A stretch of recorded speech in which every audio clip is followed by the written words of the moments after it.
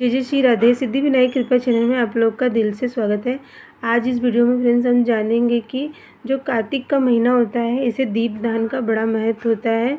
तो इन दिनों में अगर हम जितना हो सके उतना दीपदान करें तो उसका बहुत फल मिलता है। आप चाहें तो 5, 11, 21 इस तरह से मतलब लंबी बाती का जो हम दीप दान करते हैं।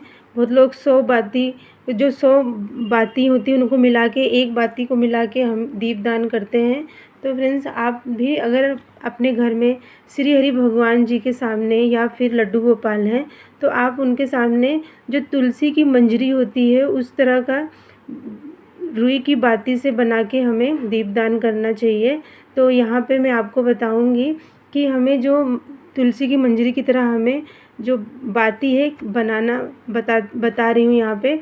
तो हमें ना रुई होती है तो उसी तरह से छोटे छोटे उनके बाती बना लेना है। आप यहाँ पे 5, 7, 11, 21 इस तरह से मिला के भी बना सकते हैं। और ये बहुत ही चमत्कारिक दीपक है। आप ज़रूर से ये सेवा करें क्योंकि कार्तिक के महीने में हम जितना दीपदान करते हैं ना उससे ना अंधकार दूर होता है, क्योंकि भोर में ही दीपक जलाया जाता है। तो यहाँ पे फ्रेंड्स जो बाती है उसे किस तरह से बनानी है मैं यहाँ पे आपको वही बता रही हूँ।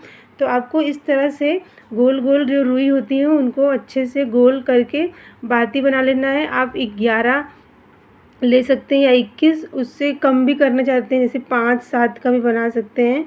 तो फ्रेंड्स यहाँ पे हमें इस बनाने के बाद जो तुलसी की जो मंजरी होती है ना उस तरह से हमें आकार देना है। तो ये देखिए यहाँ पे मैंने तुलसी की मंजरी की तरह ये बातियों को एक ही तरह से जोड़ दिया है।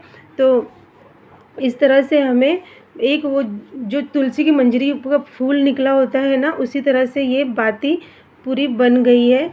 तो आप भी अपने घर में अगर लड्डू गोपाल के सामने इस तरह से बाती बना के उनके सामने हर रोज़ जलाते हैं तो विशेष करके इसका बहुत बड़ा फल है। और इस दीपक को अगर आप मतलब एक महीना जलाते हैं संकल्प के साथ कि हाँ हमें ये दीपक इस मनोकामना के लिए जलानी है तो ज़रूर से आपकी मन की इच्छा पूरी होती है।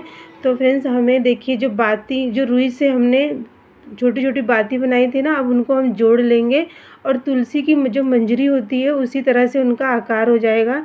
तो सबसे पहले हमें इस तरह से एक नीचे और 2 मतलब बराबर कर लेना है और 2-2 बातियों को हम इकट्ठा करते जाएंगे ना।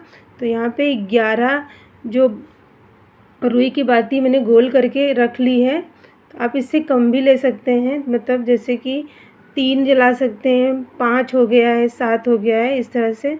तो मैं यहाँ पे 11 जो रुई की बाती हैं उनको मतलब जोड़ दूँगी अभी मैं जैसे रुई जोड़ के उनको एक तुलसी की मंजरी की तरह आकार हो जाएगा। तो ये देखिए सबसे पहले जब आप उनको गोल और लंबा थोड़ा मतलब उनका ऊपर का जो भाग रहेगा ना थोड़ा बत्ती को ऊपर मतलब लंबा ही रखना ताकि क्योंकि हम उसमें जोड़ते हुए जाएंगे ना।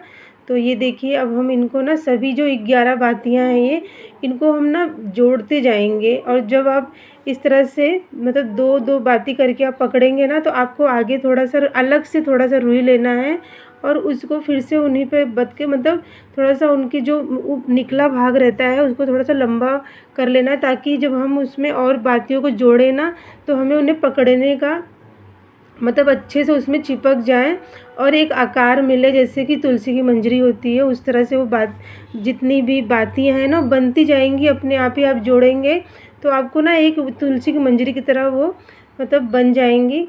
तो इतना अच्छा लगता है ये दीपक बना के श्री हरि भगवान या लड्डू गोपाल के सामने जलाने से बहुत ही सुंदर लगता है ये दीपक। आप इसको इस तरह से बना के आप इस पर ना जो चंदन या कुमकुम से लाल चंदन होता है या फिर पीला चंदन हो गया, हल्दी हो गया, इनसे आप ना गोल उस पर बिंदी भी रख के आप उनको डिज़ाइन भी दे सकते हैं। और बीच में एक सीधी लाइन खींच के दीपक इससे ना बहुत ही सुंदर मतलब आकार अगर आप डिज़ाइन दे देंगे उससे चिपका मतलब थोड़ा सा बिंदी बिंदी तो इससे ना आपका जो जो ये बाती आपने बनाया है ये बहुत ही सुंदर लगता है। और इस तरह से सभी जो रुई की जो बातियाँ हैं इनको अच्छे से मैं पकड़ के जोड़ रही हूँ। तो आप देख सकते हैं कि कितने अच्छे सुंदर लगने लगी हैं। एक आकार जैसे तुलसी की मंजरी होती है ना उसी तरह से उनका आकार हो गया है। तो फ्रेंड्स यहाँ पे देखिए सभी को मैंने 11 बातियों को मैंने जोड़ने के बाद ना अब मैं इन पे एक उनके आगे वाले भाग को थोड़ा-सा और अलग से रुई लेके उनको अच्छे से जोड़ के एक लंबा उसमें मतलब जलने के लिए हो जाएगा। और तो यहाँ पे देखिए मैंने बना दिया है और ये देखने में बिल्कुल जो तुलसी की मंजरी होती है ना, उसी तरह से लग रही हैं। आप भी एक बार ज़रूर से एक बार अपने घर में बनाएँ और बहुत आसान से बन जाता है। और अब इस पे ना आप चंदन से या अष्टगंध से डिज़ाइन भी दे सकते हैं, छोटी-छोटी बिंदी रख दें, इससे आपका दीपक बहुत सुंदर लगेगा। तो यहाँ मैंने जल्दी में ही अच्छे से मतलब उस पे नहीं कर पाई और यहाँ पे देखिए मैंने अब मैं घी डाल रही हूँ। आप चाहें तो तिल का तेल भी डाल सकते हैं, क्योंकि इस महीने में घी या फिर तिल के तेल का ही दीपक दान दिया जाता है।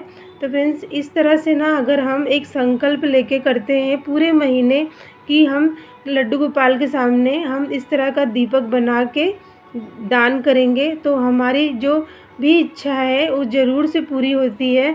लेकिन आपको एक ही टाइम में जलाना है, मतलब जिस टाइम पे आप सुबह अगर जला रहे हैं तो आपको सुबह ही जलाना है। एक नियम होता है इनका कि हमें सुबह सवेरे ही जलाना है कि शाम को जलाना है। एक निश्चित टाइम होना चाहिए, एक ही टाइम पे आपको दीपक जलाना चाहिए। इससे ना अगर हम विशेष मनोकामना के लिए इस दीपक को जला रहे हैं तो हमें एक ही समय का निश्चय करना होता है।